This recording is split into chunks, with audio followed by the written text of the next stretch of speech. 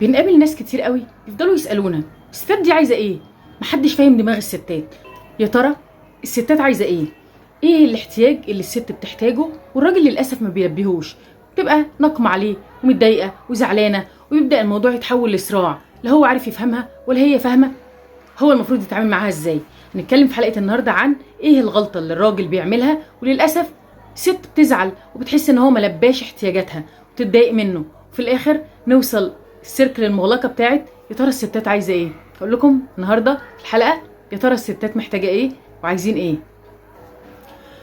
اغلب الوقت بنشوف الست زعلانه، عندها مشكله مثلا في الشغل، زعلانه من حد من اصحابها، فجايه بتعبر بتقول لجوزها مثلا ان هي متضايقه من الموقف الفلاني، زعلانه، عندها الازمه الفلانيه، الكيس الفلانيه، تفضل تعبر وتحكي وتتكلم بتسرد. فالراجل بيروح خلاص، يعني ايه نهايه الموضوع؟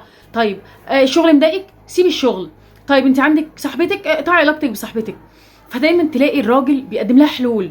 ايه ده؟ هي بتحكي مش عشان هي مستنيه منك حل. الست دايما او في الغالب لما بتحكي الست او البنت بتحكي عشان محتاجه حد يسمعها، عندها شويه مشاكل او عندها شويه مشاعر عايزه تطلعهم. هتطلعهم من خلالك، هتطلعهم بالتعبير. سيبها تعبر بليز. لما تلاقي الست بتتكلم سيبها، اديها مساحتها، حاول تحسسها بالاهتمام، حاول تحسسها ان انت بتسمع، مستمع جيد، عشان ساعتها دي اقرب حاجه لقلبها. لو افترضنا مثلا ان الست دي زعلانه ان الراجل او جوزها او حبيبها او الفرد اللي قدامها بيتعامل معاها مثلا بطريقه، فهي بتبدا تعبر، بتقول انا متضايقه عشان انت عملت كذا وكذا وكذا، حصل الموقف الفلاني. بتفضل تحكي. الست دايما بتبقى عشوائيه في السرد، يعني ما بتحكيش مثلا باولويه المشكله او بايه اكتر حاجه مضايقاها، لا هي بتقعد تقول لك انا متضايقه عشان واحد اتنين تلاته، انت عملت كذا كذا كذا، انا متضايقه. صدقني في الوقت ده هي مش بتنتقدك او مش بتعمل كده عشان تقلل منك، بالعكس هي بيبقى عندها مشاعر زياده، حاسه ان هي محتاجه طبطبه. اسمعها، اديها اهتمام في ان انت تسمعها. الست في الوقت ده ما بتحتاجش رايك كالسيد الخبير، بالعكس هي بتحتاج ان انت تطبطب، تسمع، تقول لي انا متفاهم ان انت متضايقه، معلش طب نحل الموضوع ازاي. خليك دايما منصت جيد.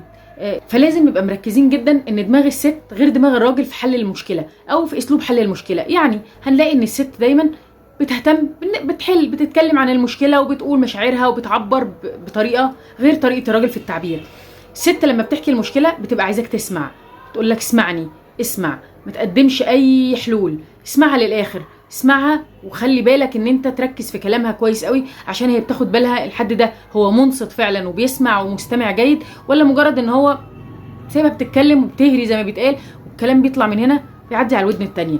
الراجل العكس، الراجل لما مثلا بيتكلم بيبقى في الوقت ده هو فعلا محتاج حل، بس الست دايما بتقوم بدور المرشده النصوحه، بتقعد تقول له لا المفروض كنت تعمل كذا، المفروض كنت تعمل كذا، دايما عامله فيها دور اللي هي الام، عايشه دور الام. وللاسف الراجل ما بيحتاجش في الوقت ده برضو نصايح. يعني لما يحصل مشكله الراجل بليز ما يقدمش حلول والست ما تقدمش نصايح، كل واحد يقوم بدوره، يسمع كويس، ولما يتطلب منه او يطلب منه ان هو ايه رايك في الموضوع يقول بقى وجهة نظره، ساعتها الطرف التاني يبقى فتح لك الجرين لاين كده ان انت تتكلم او ان انت تحل.